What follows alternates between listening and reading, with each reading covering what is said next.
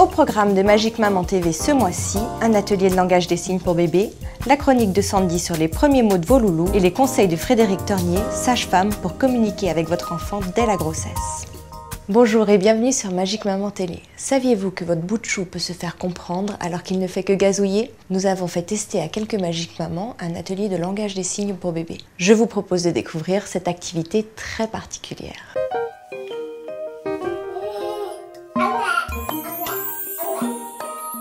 Peut-on communiquer avec un bébé qui ne sait pas encore parler? Pour le savoir, nous sommes allés au Petit Bazar assister à l'atelier Signes avec bébé proposé par Anne Lavoie. L'idée de cet atelier, c'est que pendant 45 minutes, on va proposer aux parents et aux enfants d'apprendre des signes de la langue des signes française sur le thème du quotidien de l'enfant. 9 mamans et leurs bébés sont venus s'essayer à une langue des signes bien particulière. Alors bonjour, la main à plat, devant vous, ça monte. Donc moi je vous dis bonjour quand il y a beaucoup de monde, vous voyez? Bonjour, il y a beaucoup de monde. Nous, on est des personnes qui parlons, d'accord?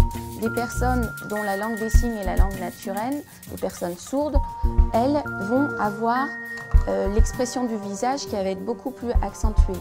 Donc pour nous qui sommes entendants, une des petites astuces, c'est comme si on était au théâtre. Je suis content! On accentue l'expression, d'accord? Grâce à des comptines et des chansons, plusieurs signes pratiques sont enseignés aux mamans. Petit escargot porte sur son dos sa maisonnette. Aussitôt qu'il pleut, il est tout heureux. Il sort sa tête. C'est vraiment l'idée de donner des outils aux parents et de leur expliquer comment dans la vie quotidienne ils peuvent utiliser ces petits signes pour que plus tard le bébé puisse, ayant associé le mot au signe, utiliser le signe s'il a quelque chose à exprimer. Quelque chose de tout bête, ça va être « je veux manger »,« je veux boire »,« je veux téter », ou alors « j'en veux encore » ou alors « j'ai fini ». Très vite, les bébés semblent bien dissipés. Alors, la méthode est-elle vraiment efficace? Les enfants, on a l'impression qu'ils ne font pas attention à ce que l'animatrice raconte, mais par contre, les enfants, eux, écoutent et surtout voient. Il y avait le témoignage d'une maman qui disait que son fils commençait à faire le signe musique. Or, il ne l'avait pas du tout répété pendant l'atelier qu'on avait fait. C'est pas ceux qui participent le plus obligatoirement qui vont faire les signes après. Une souris verte qui courait dans l'herbe, je l'attrape pas. 45 minutes plus tard, le cours s'achève. Les mamans semblent conquises. L'atelier était sympathique, c'est surtout l'occasion de rencontrer d'autres enfants. Là, je vais pouvoir commencer à dialoguer finalement avec lui pour savoir à quel moment il a envie de manger, envie de boire. Sachant que Liam a très envie de parler mais que pour l'instant ça ne sort pas, c'était une très bonne idée en fait de faire un premier cours et d'apprendre des signes que lui pourrait faire facilement pour se faire comprendre. Ce serait déjà plus facile la communication entre lui et moi.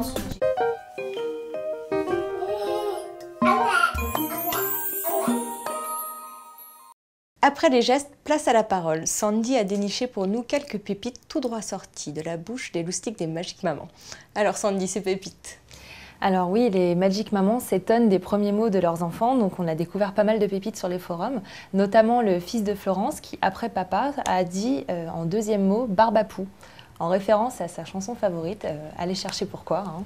Alors il y en a un autre qui a trouvé quelque chose de très original, à la place de maman ou de papa, il a dit en premier mot le nom du chat, soit Guy à la place de Yogi. L'avantage, c'est que là, il n'y a pas de traitement de faveur, ni pour papa, ni pour maman. Pas de jaloux. C'est ça. Et une fois ces premiers mots adoptés, reste à savoir comment les prononcer. Oui, parce qu'on a certains mots assez complexes dans la langue française. Hein. Par exemple, la petite Justine, quand elle mange ses petits pois, elle les appelle les petits poils ou les petits pols. C'est mignon. Et pareil pour le chocolat, c'est le cocoya. Hein.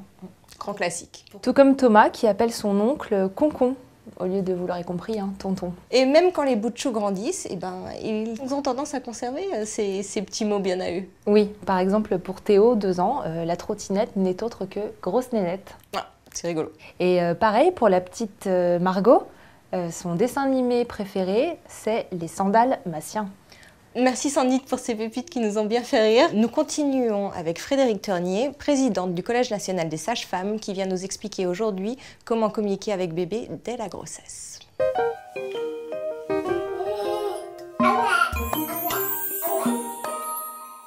Frédéric Ternier, bonjour. Bonjour Véronique. Première question, pouvez-vous nous indiquer à quel stade de son développement le fœtus commence à percevoir les sons extérieurs? Eh bien, un fœtus commence à percevoir les sons assez tôt dans la grossesse, vers le 4e, 5e mois. Ils sont sensibles au son, ils sont sensibles au toucher. La première communication qu'on a avec son bébé, c'est d'abord de le sentir bouger, bien sûr. Et puis après, ça va être ses réactions à des sons extérieurs, au son de la voix, et puis aussi aux caresses qu'on peut faire sur le ventre qui va le faire réagir. Et comment instaurer un premier contact avec lui? On peut instaurer ce premier contact avec son bébé d'abord dans un moment calme. On est tranquille à la maison, on s'allonge, on parle à son bébé, on lui raconte des histoires, on lui chante des petites comptines. Quand je dis on, c'est aussi bien le papa que la maman parce que les fœtus sont sensibles au son grave, donc à la voix du papa. Et puis aussi, on peut toucher son ventre, le faire toucher par le papa. Les bébés réagissent très facilement à ce genre de contact. Et finalement, quels seront les bénéfices pour l'enfant et pour les parents? Les bénéfices, c'est de créer du lien en premier. Ces bébés, ils se sentent attendus, ils se sentent espérés. Et puis, le fait qu'on s'intéresse à eux et qu'ils sont dans une interaction avec les parents, c'est tout à fait bénéfique pour eux. Frédéric Ternier, merci. C'est sur vos bons conseils que s'achève cette première émission de Magique Maman Télé. Si vous voulez en savoir plus, n'hésitez pas à consulter notre dossier spécial « Bien communiquer avec bébé » ou à consulter l'excellent ouvrage de Nathaël Bouillet-Charles « Les bébés signeurs » aux éditions Jouvence. En attendant de nous retrouver, bonne communication avec bébé.